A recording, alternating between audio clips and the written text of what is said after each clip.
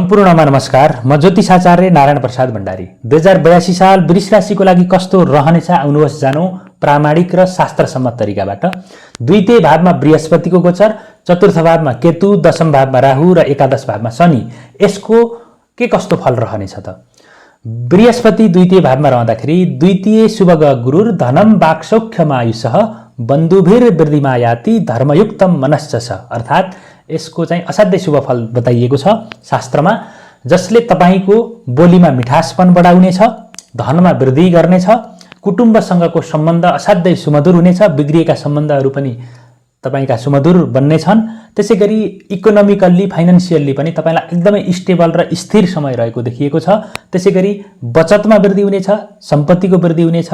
त्यसैगरी तपाईको मान सम्मान पनि बढेर जानेछ। केतु चतुर्थ भावमा हुँदाखेरि अलिकति नकारात्मक फल बताइएको छ।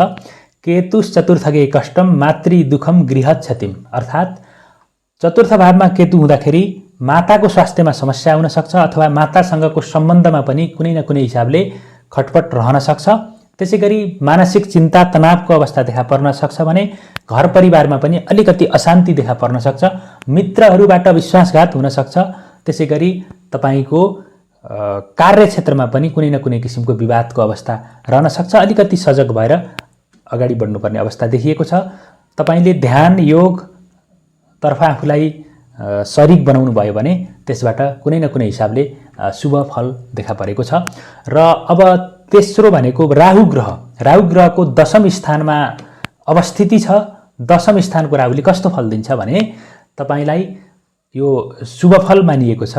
राहुर दशमस्थम कार्यद्वेषम प्रदायकम भनेको छ, अर्थात् अलिकति कार्यक्षेत्रमा विवाद त निम्त्याउँछ तर तपाईलाई एकदम नयाँ नयाँ खालका अपर्च्युनिटीहरू आउन सक्छन्।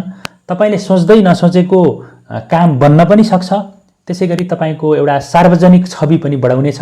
तर तपाईले बोल्दाखेरि अथवा व्यवहार गर्दाखेरि असाध्यै सन्तुलित भएर व्यवहार गर्नुहोला। सरकार र उच्च पदस्थ व्यक्तिहरूसँग चाहिँ सतर्क भएर अगाडि बढ्नु होला। यो दशम भावको राहु पनि शुभ फलदायक देखिएको छ र शनि एकादश स्थानमा बसेको छ। एकादशको शनिलाई पनि असाध्यै शुभ फलदायक मानिएको छ।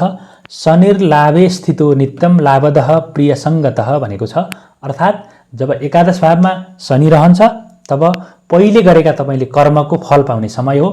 एकदमै दिगो खालको लाभ र लामो समयदेखिको तपाईको जुन उद्देश्य छ त्यसमा सफल बन्न सक्नुहुनेछ र परिश्रमबाट स्थायी सफलता मिल्छ र प्रभावशाली व्यक्तिहरूसँग तपाईको सम्पर्क बढाउँछ र पुराना ऋणहरू जिम्मेवारीहरू पनि हल भएर जाने अवस्था छ।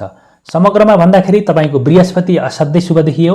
केतु ग्रहले तपाईलाई अलिकति माताको स्वास्थ्यमा र पारिवारिक जीवनमा अलिकति तनावको अवस्था दिन सक्छ र राहु ग्रह कर्म क्षेत्रमा नयाँ अवसर, मान सम्मान, प्रतिष्ठा र विवाद, यी चारवटै कुराहरूलाई राहु ग्रहले प्रतिनिधित्व गरेको छ भने शनि ग्रहले चाहिँ तपाईको विशेष गरी फाइनान्शियली स्ट्याटसमा अपग्रेड गराउने अवस्था, स्थायी लाभ, दीर्घकालीन सफलता र नयाँ नयाँ मान्छेसँगको सम्बन्ध सम्पर्क बढ्ने अवस्था पनि रहन्छ।